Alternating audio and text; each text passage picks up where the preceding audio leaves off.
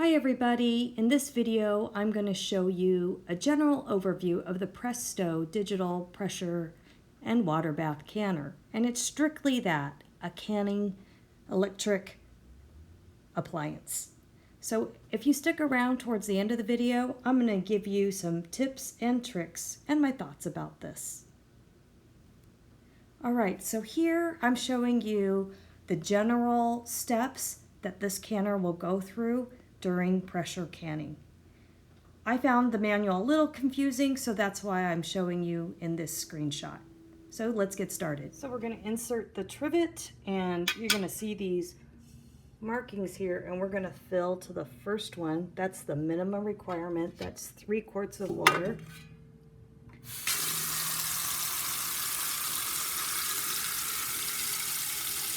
You can use hot water if you want this process to go a little faster. I didn't see a significant difference, so I'm just filling it from my tap. Select which function we want. There's 2 kinds, pressure can or boiling water bath, and that's for your like jams and jellies. Pressure cans for your low acid food. To select it, you could either press down on this black button or you can press the arrow key. Either way works. And this is the important part. You need to know what your temperature, or excuse me, what time you need for your canning. So this is the time that you want to go look it up. You could either use the instruction manual that came with it, or you could use the ball book, which seems to be like the canning Bible. So according to this, I'm going to set it to 55 minutes. Because I'm going to use pints. So we'll set it to 55 minutes. And then again, this one or this one. So I'm going to choose the arrow button so you can see. Okay, so insert jars. And this is the time that you're going to put in your jars. There is a limit to how many jars you can put in. So here's the capacity. So I'm going to be using pints. And I'm going to be doing the pressure can part. Okay, so you can see I have a variety of jars, and that's perfectly fine. When I process them for canning, I'm still going to do it at 55 minutes because you take the largest size jar and you use that to calculate the time. So the next thing that I'm going to do, jars have been inserted. I can press this button, and now we're into the warming cycle. I do want to put on my lid. So to attach the lid, you're going to match up the notch groove here. Just sits down, and then I'm going to twist away from me. Okay, so I'm going to twist clockwise. And then I'm going to take the green lever, push it down, and then I'm going to twist again clockwise. And that's it. Regulator is on. This regulator just can pop on and off, so you want to make sure that it's set to on, and it's going to do its thing, and it's going to take time to warm up the water and sterilize the jars. Okay, so during this time, while it's warming up, what I do is I prep my whatever it is that I'm canning. I'm doing corn, and I've already done a corn video, so I'm not going to do that again, since this is just an overview, but I just wanted to let you know that's what I'm doing during this time. And this takes about, I want to say, half hour, depending on the temperature of your water that you start off with. Okay, so it just let off 2 beeps, and so now filled jars has popped up on the display. So I can go ahead and unlock this by turning it towards me and lifting up on the green lever, so pulling that away. And then I'm going to twist this towards me, so counterclockwise, and then just lift straight up. So when you fill your jars, you're going to remove them with your tongs. That's the best way. I dump out the water. Doesn't matter whether you dump it in here or dump it in the sink.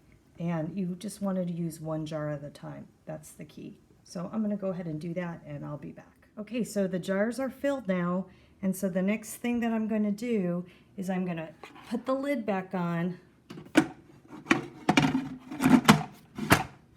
Again, turning it clockwise, putting the lever down, and turning it also clockwise. And you can't really mess it up because if you tried doing it the other way, it won't go. So it's pretty easy. Okay, so I'm going to remove the regulator, sorry. And then I'm going to go over to this and I'm going to press the arrow key so that we can go to the next step, which is heat. So it's going to cycle through, it's going to heat up the pressure cooker, and then it's going to go through the venting process. Okay, so this is going through the heating phase, it's warming up the water in there, and it's going to create, after that, a venting situation. And it'll tell you it's venting. And I was curious what venting was all about, and so I asked the Presto people, and they told me that it's also known as exhausting, and it's a really critical step in the canning process. What it's doing, it's taking all the air that's from inside the pressure canner, and it's removing that, and it's going to create a pure steam environment, and that's what's going to probably actually create the pressure and also set the temperature to 250 at that point. So it's just creating that environment. And what's going to happen is you're going to see when it's done heating and venting, it'll say venting, and it'll then do a 10-minute countdown once it's at that point. And that's really important. If you ever used your stovetop pressure canner, you have to vent it for 10 minutes. And that's what the guidelines are recommended that you do. So that's what I like about this unit. It takes you through all the steps without you having to know to do these things. It automates it in a good fashion so that you're not going to miss a step. Okay, so now you see the venting timer is set for 10, and it's really sputtering at this point. So we're just going to let it do its thing. And this is why you don't really want to stick this underneath the counter. You want to make sure there's lots of space.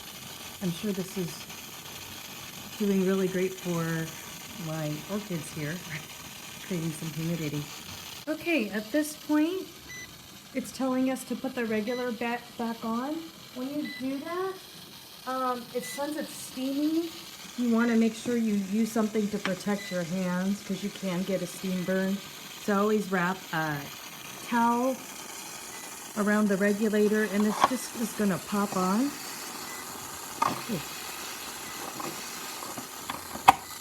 Okay, so it does burn you, so you got to be careful. And then you just move it to where it says canning. Okay, and then you just want to hit this button so that it's in canning mode. And you'll notice that it's canning for 55 minutes.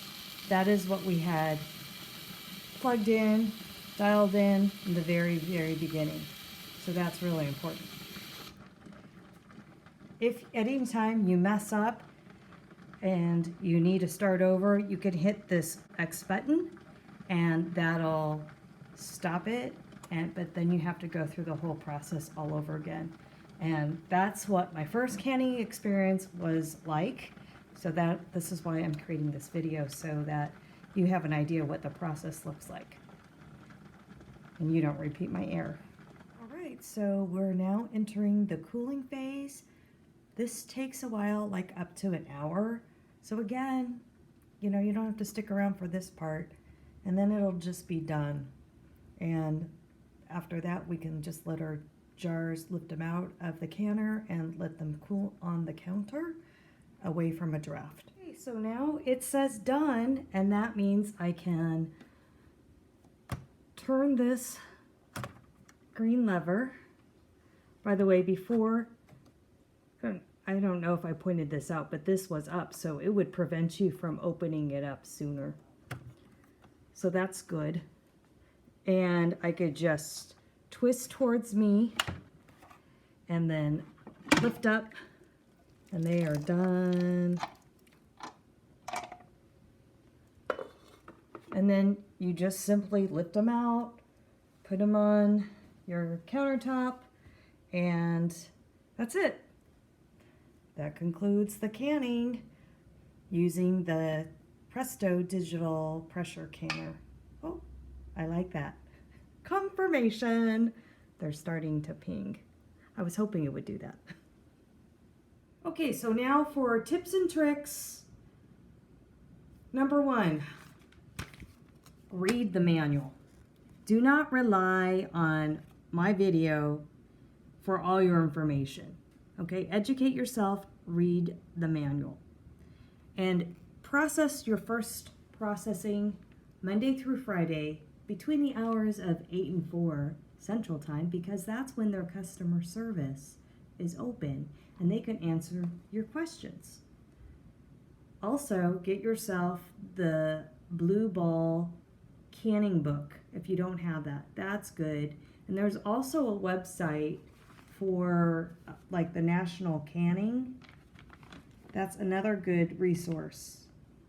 It's in their manual, so look at that for your guidelines and recipes. But you have to really be careful when you pressure can or do any kind of canning, because you know botulism happens and you got to use best practices, and you just can't throw anything in a can just because you've had canned soup like that before. That's commercial, which is different than home canning, okay? So educate yourself. Don't just go for any internet, website, YouTube recipe, because you want to make sure that it's safe.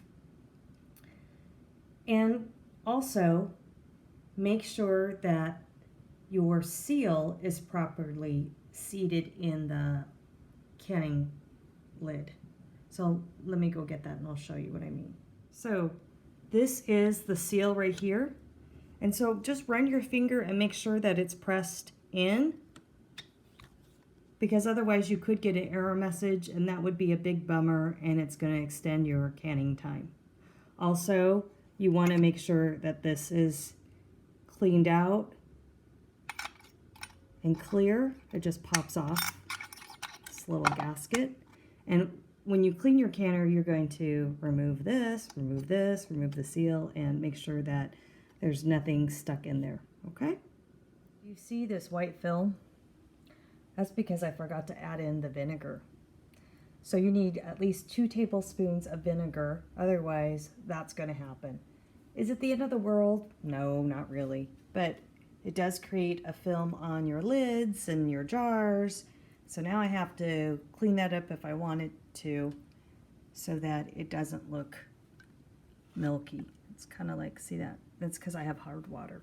Okay, some more tips and tricks. Here's all my canning. I cleared out a space in my kitchen. I have 4 shelves. So one tip I have, and I've never had this happen before, but one of my jars leaked out afterwards.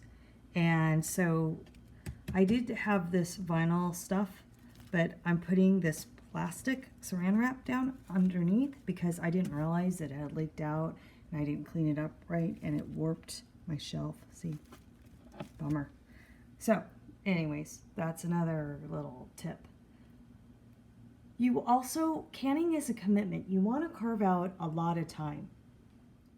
So I paid about $250 for this canner. I think I'm getting my money's worth. I mean, I've canned corn 3 times now. This last batch was 4 for $1. So one can of corn is like, for a small can, was like $1.50 at the grocery store. So I like that, you know, I get to choose my own produce. It's inexpensive, and I know, like, I'm using filtered water, and I don't have to worry about the lining of the cans and all that stuff that is not good for us. So I do feel like I'm going to get my money's worth. I've canned chicken already, which turned out great. I've canned salmon. I've canned potatoes that I've grown. I'm going to can the long green beans that I'm growing now, and tomatoes. So all kinds of goodies are coming my way.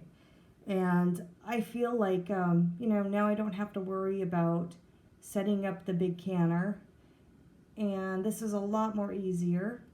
And it walks me through the process. It doesn't get the kitchen really hot. So it's good for the summer when most of your produce is coming out and you need to preserve it. So yeah, I would definitely buy this again, and I'm so glad they invented this because it was a gap in the market. So I hope this helps you out, and let me know if you have any questions about my video. I am not a canning expert, and I don't even claim to be. I've had canning on and off experience, but if I can help you out, I will try. All right. So as always, I want to thank you for watching my videos. I so appreciate it, and I enjoy reading your positive comments. And please like and subscribe, because I'm trying to, when you subscribe, it helps me, and I'm trying to grow my channel. So that would be great. All right, until next time, remember, life after 40 is good, and so are you. Take care. Bye-bye.